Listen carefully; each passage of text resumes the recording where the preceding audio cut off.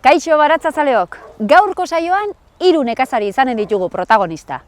Bidaurretako Aingeru Tabar, Lizarrako Gorka Igual eta Arronitzeko Josu Iturri. Baina Inigo Segurola ere gurekin izanen dugu. Has gaitezen!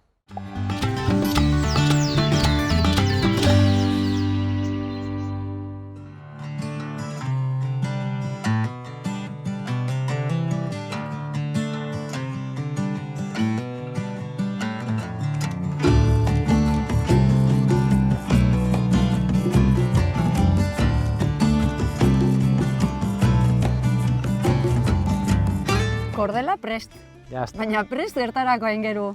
Pues gaur rabanitoak egingo ditugu. Rabanitoak, ez da oso ohikoa, ez da gure baratzetan? Ba, ez da, hasi da gero eta jende gehiago eskatzen. Bai, Bai, gero eta gehiago saltzen dugu, asko gainera. Bueno, pues gaur rabanitoak orduan. Daukate oso propietate onak zelulak berritzeko, alako zerbait, eta niretzak landare guztia dakate bere propietateak, ez? Baina, zaki batzuetan modak edo badakizu, ez? Baina gero eta gehiago jartzen ditugu. Bueno, pues gaur rabanitoak egingo ditugu. Bai, eta bauka berezitasun bat, rabanitoa dela egiten dela oso azkar. Bai? Bai, ateratzen da oso azkar.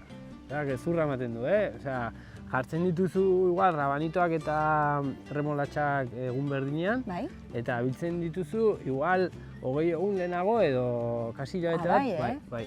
Egiten da oso azkar. Bueno, bale. Eta, orduan, oraingoan ekarri ditut, erositak ekarri ditut, zati, saiatzen gara gure hazia egiten, baina guztietan, ez da ere. Karo, eske zue gainera daukazue. Azkenean lan pila bat, eta bai gauza batzukin bai, baina beste batzukin erosten dugu. Hau dago erosita mengo Iruñeko denda batetan, Iturraman, eta nahiko oso hazi hona daukat. Orduan, bueno... Ikusten dut rabanito rojo, baina badago beste kolore bat? Badago beste bat, txuriagoa, roxa, gu jartzen dugu hau. Bale, hau da saltzen dena normalean, ez? Bai, saltzen da, hau saltzen da. Bale. Orduan, ez dauka misterio handirik, kordela jartzen da, eta markatuko dugu beti bezala, eta egingo dugu 30 zentimetrotara. Ez du espazio gehiago behar. Horrela eren genitxun ere bai... Tipulak eren genitxun, bai. Orduan, besterik gabe, ekingo diogu. Oso ongi, ekingo diogu? Bueno... Kompainia oso garrantzitsua da, Bale, eskerrik asko Aingeru.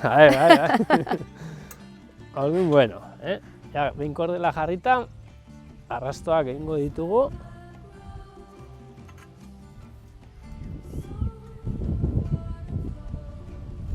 Iopa! Eta, prest. Egiteko. Ikusten duzunez, 30 zentimetrotara. Bueno, ikusten dudan ez, markatu digulako tramankulo horrek, tresnak. Hazia borobila da eta oso txikia. Jode hori galtzen duzu, vamos? Bai. Ikusten? Bai.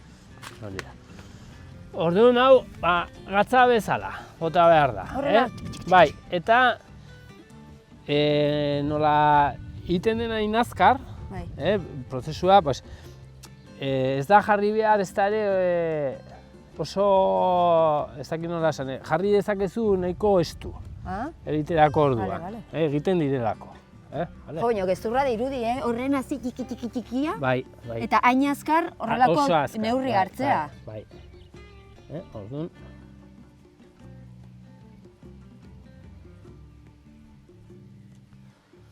Pero ez da aklaratu behar.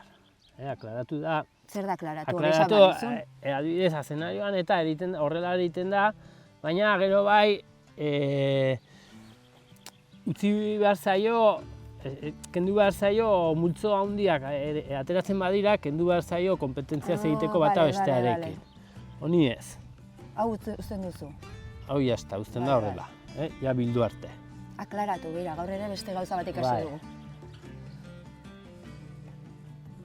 Hori borrajan eta egiten da ere, aklaratu egiten da. Bestela ateratzen dira borraja asko eta oso txikiak. Eta zenarioak ere aterako litzateke azenario pilo bat eta oso estuak eta igual bihurrituak.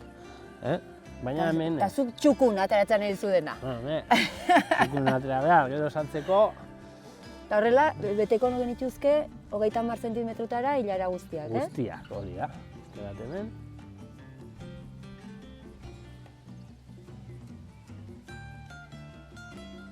Batza bezala. Bai. Eta gero zer gehiago inbarko litzaioke, odeus ere? Estali pixka bat. Estali?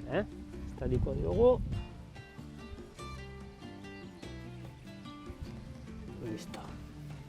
Harina zaude aingeru. Bueno, hor ikusten zintzudan hor. Beharko. Bai. Hemen malgutasuna oso garrantzitsua da. Ya está. Bueno, orduan orain estaltzera. Pixka bat. Ez duzu ere egiten hainbeste... Pixka bat. Ez du behar asko ez da ere. Nabarmentzeko non dagoen eta listo. Hori da, oinarekin nahi bada ere.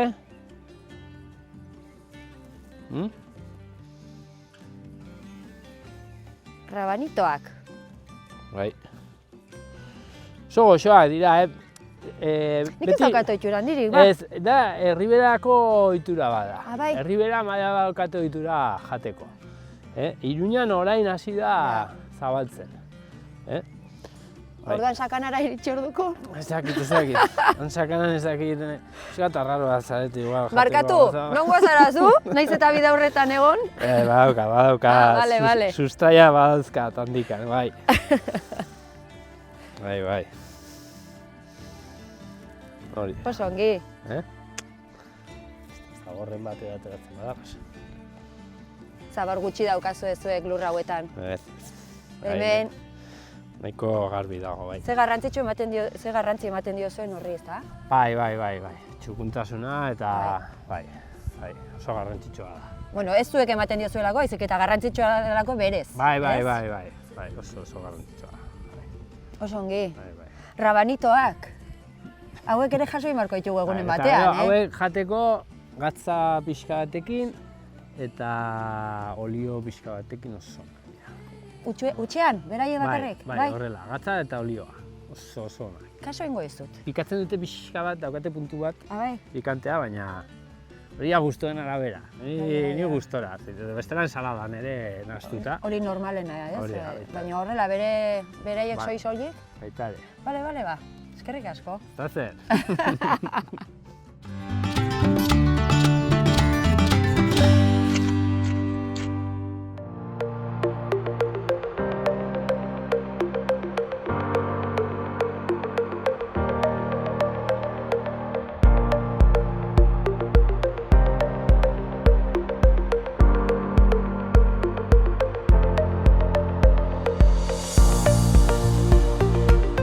Gorka, Uztalibiok, Gorka igual, zurekin olibondoen inguruan hitz egiteko asmotan gatoz, baina ez olibondoak, baizik eta gehien bat, uztari begira. Hori da. Oain ia usta hartzeko momentu... Oraindik ez dago, ez, puntuan? Oraindik ez. Falta zaizkio hilabete gutxi gora bera, baina, bueno, ja laiztera hasiko gara olibak hartzen. Hasi baino lehen, olibak hartzen hasi baino lehen, olibak izateko lan batzuk ere baditu olibondo batek. Hori da. Azkenean, olibak hartzeko guk behar duguna da zuhaitz indartzu bat egitea, ez? Orduan, indartzua egiteko egiten dena da kimatzea. Orduan, olibondoak kimatu egin behar dugu, ez? Ateatzen diren adar zuzenak, orain hemen ez daudenez, ez ditugu ikusiko, baina batzutan ateatzen dira adar oso zuzenak gora begira, ez? Orduan horiek kimatzen ditugu. Horiek fuera? Horiek fuera, zen horiek ez dituzte lorea ekarriko. Amigo. Kimatzeko garaia, gutxi gora bera, otsaila eta pirila bitartean egiten da. Otsaila, martxoa, pirila, 3 hilabete horietan dira kimatzeko garaia. Urtero kimatuko genuke denboraldi horretan. Hori da. Eta beharraren arabera, ikusten badugu gora doazela. Hori da. Gero ere, badago kimatzeko beste era bat, non deitzen den forma hartzeko. Azkenean, zuhaitz bat zuk nahi desun forma hartu nahi baduzu, orduan, segun zeharra kimatu behar dit. Horregatik hemen adibidez hemengo mozketa hau dagoena. Horregatik adibidez, hemengo mozketa eta hain zabala ez egiteko, orduan hori mozten da eta uzten ditugu beste adar gazteagoak loreak ekartzeko, ez? Eta zuk esan bezala, gainera, kimatzeak ez da bakarrik forma eta loraldia bermatzeko, baizik eta ere zuhaitzak berak hartuko du ere, ez? Zuhaitza indarra hartzen du, eta orduan lore gehiago ekartzen ditu, eta azkenean sanoa dago, ez, zuhaitza. Zainduta denok gaude sanoagoak. Hori da. Oso ongi. Eta gero iristen da, zuk esan duzu, oraindik ez daudela jasotzeko, baina olibak jasoko genituzke. Jateko olibak edo oliba egiteko olibak. Hori da, bai. Biak jaso ditzakegu? Biak jaso ditzakegu. Olioa egiteko oliba, gehien bat, lehenago hartzen ditugu, eta gero olibak jateko, geroago hartzen ditugu. Bale. Gutxi gora bera hori, segun ze negua datorren. Azkenean, olibondoak neguan hartzen dira, orduan, segun ze negu datorren, azaro bukaeran eta abendu bitartean hartzen dira. Gu beti hartzen ditugu, egu berriak baino lehen, abenduan, abendu batetik 22 arte, gutxi gora bera, eta hor bere sasoian daude olibak olioa hartzeko. Gero nahi badezu olibak jateko, behar duguna da pixkat marroiagoak edo moreagoak izatea, orduan horiek hartzen ditugu pixkat geroago. Oraindik tamaina, eskasa esan behar nun, ez da eskasa, baina honek ze beharko luke. Ze, karo, orain grabatzen gaude urrian. Ez dakit nahi ikusiko dugu, baina urrian gaude. Urriaren erdialdera, begira ze bero. Bai. Honek suposatzen dut eskatuko dula ere beste zerbait. Karo, orain lorea behin aterata eta jan fruitua behin hasita, orain oso garrantzitsua da euria egitea. Eta zertan laguntzen dio? Ura behar du. Handitzen, puzten? Azkenean egiten du, olibak engordatzea eta puztea. Claro, haragia izateko. Eta olio gehiago ateratzeko edo jateko, oliba ondioagoak izateko. Orain ura behar dugu. Orain ura behar dugu, baina bairudi urria egon da, eta iraia eta urria pasa da. Lehordoa, Ez du, ez ere urik egin, eta hori... Uztari begira horrek eragiten dio. Eragiten du, asko gainera, asko. Bueno, urtero ematen du olibondo batek? Bai. Eta hasieratik ematen du, uzta ez? Ez. Uzta, hasieratik ematen du, baina oso gutxi. Orduan, zer egiten dugu, landatutako hasierako eta landatutako zuhaitz berriak, gutxi gora bera, 5-6 urte itxaron behar ditugu uzta hartzeko. Eta gero hortik aurrera, urtero ematen du. Bai egia da, urte batean gehiago eman dezakela eta gero hurrengo urtean pizkat gutxiago emango du. Orduan, ez dira beti berdin ematen, orduan badaude urte batzuk non askoz gehiago ematen du eta gero hurrengo urtean gutxiago ematen du. Oliba jasotzen dugunean, oliba egiteko prozesu bat jarraitzen du. Oliba bere hortan jateko, hortik egin dezaketola? Txak, orain ez, orain ez. Baina baitare tratamendu bat, bai. Zuk hartzen baldin baduzu eta bazkaltzen baduzu, hori oso mingotza da. Orduan behar dena da, egiten dena da, vinagrean sartu, espinan. Edo, gero baude mota pila bat, jartzen diote loreak eta... baina behar du prozesua. Nola baiteko prozesua behar du. Bestela oliba, hola jaten baldin badugu oso mingotza da. Nik jaten ditut olibak, suposatzen dut egonen dela horrela jaten ditunik ere, ez zurreta guzti. Neri ez dit inongo kalterik egiten. Zurrak azkenean ez da... Hortik oliba ateatzen da, ez? Bai, azkenean hori ez da zer gertatzen. Ez didala kalterik egiten. Ez. Dena barrura, total. Ez. Oso ongi. Horrekin ez errez. Orduan azaro bukaera aldera edo abenduan etorreko gara zuei laguntzera. Jasotzen. Hori da, bai. Oso ongi, Gorka, mila esker. Plazer bada beti zuei entzutea. Eskerrik asko. Mila esker.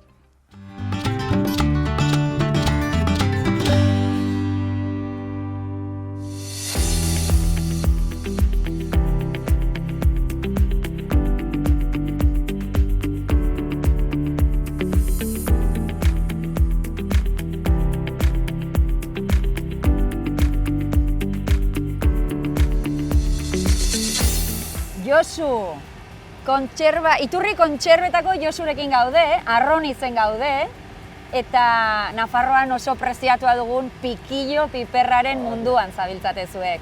Zaintzuriak ere bai, baina oraingoan piperrarekin gatoz. Bai? Piperra, gure altxorra, baina hemen ikusten dugu natural, baina gero guk potean eramaten dugu etxera. Hori da. Prozesu guzti hori azalduko diguzu nola egiten duzuen? Noski baietz. Endabiziko prozesua da nekazariek piperrak ekartzea, oina, eta lehenengo prozesua da garbitu. Pizka bat garbitzen dugu piperrak, urarekin. Pizka bat azala garbitzeko eta erretzeko ja ondo. Bestelaz, gian ez du ondo erretzen piperra. Eta egiten duguna da, banan ipintzen dugu makina batean, horrela, eta egiten duena da, hori da, banan, eta egiten duena pintxa bat hartu hemendik eta gorantz ipintzen dute. Eta lehenengo prozesua erretzeko da aire beroa, 500 gradutara, gutxi gora bera. Hor sartzeko moduan. Eta egiten duena da pizka bat dilatatu, azala pizka bat haunditu, eta bigarren prozesua da ja sua direkto ematen dio. Hori da, eta hori da ja azken prozesua erretzeko. Hori eta ondoren ja piperra beltza ateratzen da, eta gero egiten duguna da bi kutsiarekin mozten egiten du, eta alde batetik piperra bote piperra sartzen dena tinta batera joaten da, eta hau botatzen dugu. Kutxilla horrek kentzen dio azal beltz hori, erredena? Hori da. Eta batetik joaten da piperra moztua hemendik bera, gutxi gora bera, eta zen da pepitak eta beste gauza, hau botatzen dute. Ara! Eta erdin da. Eta hau asatuta eta erretuta eta garbia etortzen da fabrikara barrura.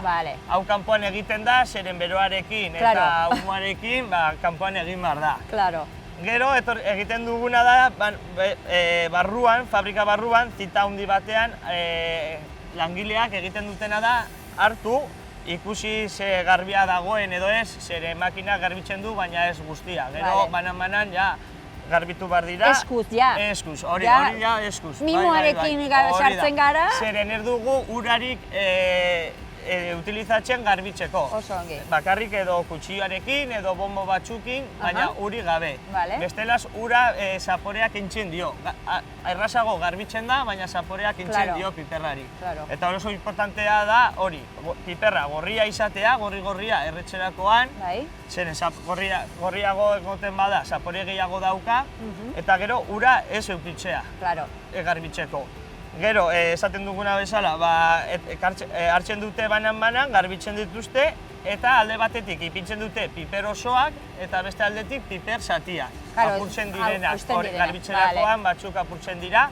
Eta gero osoak alde batetik ipintzen dugu bote berezi batean extra dela, eta zatiak primera bezalakoa, beste kategoria bat. Karo, ze berez piperra ere ona da. Kalitatezko piperra, baino zatitua esan dezagun. Eta osoan bete izan dezakegu, piperra betetxeko izan dezakegu, eta zatiak jateko haragiarekin. Eta potean bete eta ondoren egiten duguna da itxi. Izten dugu, eta azken prozesua da esterilizazioa. Ikusi dugu izten duzuenean oso zintzoak zaretela. Ze ez duzue izten pegatinatxo batekin. Izten duzue potean markatua uzten duzue. Ipintzen diogu tapari, trokelatu egiten diogu lote produzioa eguna egiten duguna. Hori benetan doa? Hori ez dago trampari. Claro, ez dago trampari. Zeren trokelatuta dago eta fetxa jartzen duguna horre geratuko da. Eta ezin da mugitu fetxa hori, ez da kendu. Benetako fetxa dela, alegia. Hori da. Eta gero, esaten duenean bezala, azken prozesua da esterilizazioa. Hori da, baino maria, etxean egiten duten bezala, baino marian, baina gu jokatzen dugu bi presioarekin eta temperaturarekin. Denbora batean, temperatura gu esperientzia eman digun temperatura batekin eta presio batekin denbora bat ematen diogu. Hori egiten duguna da, mikroorganismo guztiak hil eta horrekin 5 urte kontserba esan dezakegu piperra. Bestela fermentatuko zen eta txarra jarriko zen. Eta hori da pizka bat prozesu guztia. Eta Josu, azkeneko etapa hori, zuk esan duzun gaizki aterako balitz, ze gertatzen da? Egun osoko lana pikutara? Hori da, egun osoko lana pikutara. Osea, oso garrantzitsua da. Bai. Azkeneko pausua. Horregatik hor egon bar da... Etxeko norbait. Hori da. Arduradun bat. Hori da.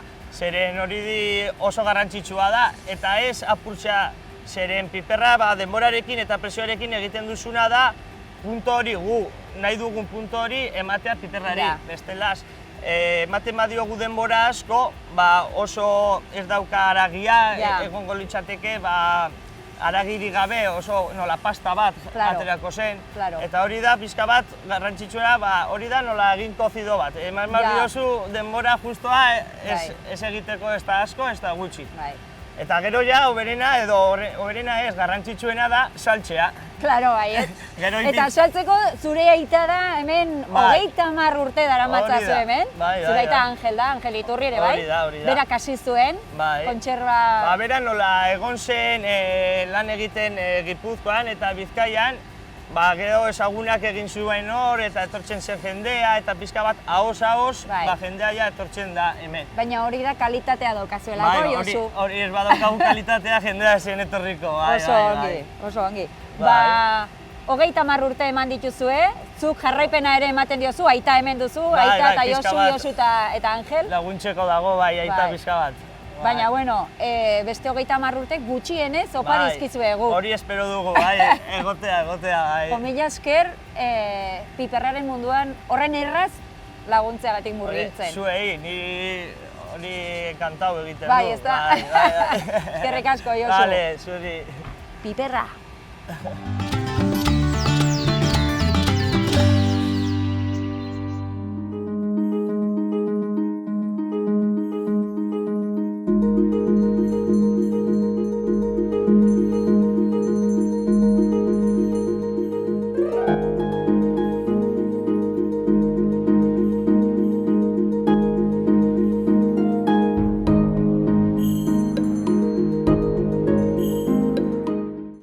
Hemen gaude, gure baratzatxoan, Lorontzietan sortu dugun baratzatxo hontan, nolabait edonoren etxeko balkoian errepika daiteken baratza eredu bat sortu dugu udara hontan, urte guzti honen hontan, eta ja bertan bera datoz udako barazki guziak, tomateak hain zuzen jaztaude horren honak, azala oso zatarra, orduan. Hemen egingo duguna da lehendabizi hau dana kendu, eta lurra ez dugu berriro ongarrituko. Bere garaian bota genuen ximaurrarekin nahikoa da. Eta neguan zehar hazi eta uzta emango diguten barazkiak jarriko ditugu. Baina lehenik behintzat guzti hau, konpostatzea.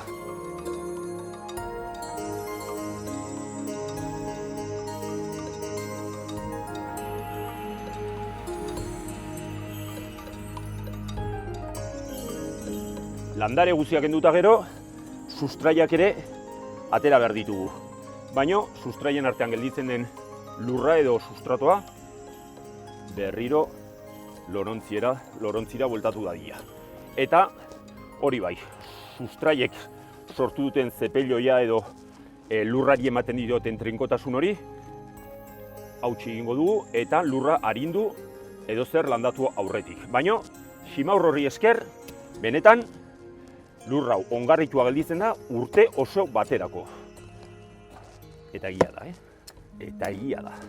Bale, hau jaola, behin arrotuta, eta sustraiak kanpoan ditugula. Eskuak lurrean sartu. Eta gozatu. Eta bitu hemen daude, ximaur, arrasto, lehor, eta goxoak. Hau pixkata usten ditugu, eta turukutukutu. Bere garaian landatu genitun porru batzuk, lombarda batzuk, brokolia, atxikoria, eskarolak ez genituen lortu, letxugak baita ere, letxugak dagoeneko gehiena janditut, orduan bagoaz, barazki berri batekin, diala asiatik datozkigun neguko barazkiak petxai edo txinako aza. Honek buru handi eta trinko bat egiten du, eta goxua da jateko. Eta benetan zoragarria do, wokean sukaldatzen gustatzen bazaizue, Hau da, petxai bere izena txineraz, eta paktsoi, da beste Azan familiako beste barazki txinatar bat, hori da zoragarria benetan jateko, ez gehiegi egosita, baizik eta wokean, olio pixka bota, temperatura fuerte, eta pixka salteatu. Eta gelditzen da benetan zoragarria. Eta Asiatik datozkigun barazki horiek gehitzen baditugu gure baratzara, nik esango nuke neguko baratza, udako baratza baino askoz ere bariatuagoa izan daitekeela. Ez dut sekula kontabilitatea egin, baino benetan neguan, jende asko pentsatzen du neguan ez dola barazki, badaude, eta asko. Baino, hortarako, orain landatu behar dira.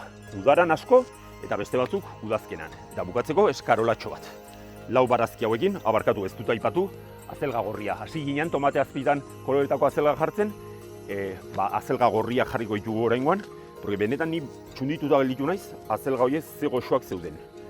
Nire amai ez zaizkio bat gustatzen, baino niri bai. Ungo geha, tarteka beste barazkitxo batzuk landatzen, eta kontuan izan, jun merkatuetara, lora dendetara, zuen barazkiak hornitzen dituen ohiko lekura, eta ikusi zer dagoen landatzeko, ura hartu eta jarri. Garai hontan baitere oso garaiona da, eta hau da garaia, erreboilak, lurrazpiko erreboilak lurrean sartzeko, eta erreboilioetako bat, batxuria dugu, ez? Tulipanak eta orain landatzen dira jardinean. Batxuriekin berdina. Batxuriak, hau da, batxuri buru bat, eta batxuri burua, ale desberdinez dago osaturik. Zenbat eta alia handiagoa izan, hortik ateako zaigun landarea, gero eta sendoagoa eta lodiagoa izango da. Ale txikietatik, landare txikiak aterako dira. Ale handitatik, batxuri handiak. Nik batxuriak ez ditut landatzen burua jasotzeko, porque Kantauri xurian dauket baratza, eta bertan roia delako ontxo batek eragiten dio, justo batxurian burua garatzen ari da momentu hortan. Ontxoak ostoak altetzen du, ostoak bete behar duen funtzioa da erreboila edo batxuria puztutzea, eta hori ez da gertatzen, txiki-txikia gelditzea. Baina bai landatzen ditutela, batxuriak freskotan, batxuri freskoak hartu, eta porru txikiak izango balia bezala orgua moztu, hori da, tomatea eta gero, eta hilarrak eta gero, nik uste baratzak eman dezaken gauzik onena. Kontuan izan, landatu ditzazkegu bakanka edo burua oso sartuta. Nik burua oso sartzen dut, eta gero ja hemen egongo ja 10 bat landaretxo, 10 horiek danea atea, eta benga, sukaldatzea. Hau sartzen dugu hau badu bere tamaina, horren beste lurrazpian, eta hauek beak bakarrik ateatzen dira, eta ez dakizu ez zegoza badan, negu bukaera alde horta, hauek danak atea, eta moztu ala horrek botatzen duen usaia. Hauek dira liliazean familikoak, porrua eta batxuria bezala. Eta porrua eta batxuri freskoak atera, eta momentuan jaten baituzu gertatzen dena da, gauza bat, bakarrik dakigula, landatu ditugunok, eta ala jandi izan ditugunok, ez? Hor dauden aroma guzioiek volatilizatzen juten dira behin uztatuta gero. Baina momentuan hartu eta mozten baditugu, batxuriakin gertatzen dena da, izerdia batxuri usaia izango du hurrengo egunean. Pixeak batxuri usaia, danak izango du zure inguruan batxuri usaia, baina dun zaporea da benetan plazer bat. Eta hau bai, holako tiestotan, soilduta eta ezer gabe utzi beharrean, sartu batxuria aleak. Eta hemen nik esango nuke ez dago aldeik, importanteena da, ale hauek zenbat eta handiagoak izan, sortuko ditugun batxuri xamurroiek, gero eta handiagoak eta hortaz hobeak izango ditela. Venga, lanea danak!